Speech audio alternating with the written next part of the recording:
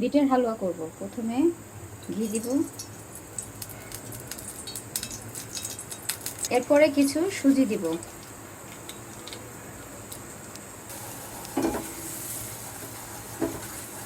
আমি ব্লেন্ডারে কি করে ফ্রিজে রেখে দিয়েছিলাম, আপনারা বাজার থেকে কিনে এনেও করতে পারেন, সিদ্ধ করে ব্লেন্ড করে ফ্রিজে ছিল সেটা আর কি এখন দিয়ে করব।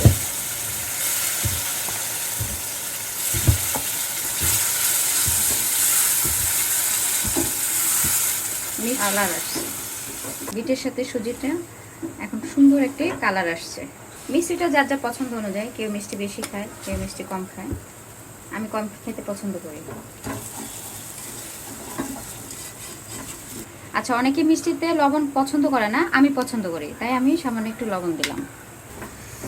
হালুয়ার মতন একটু নাড়তে হবে। এটা যখন একটু ফ্রাই প্যান থেকে উঠে আসবে তখন মনে করবো হয়ে গেছে, আমাদের প্রায় হয়ে গেছে।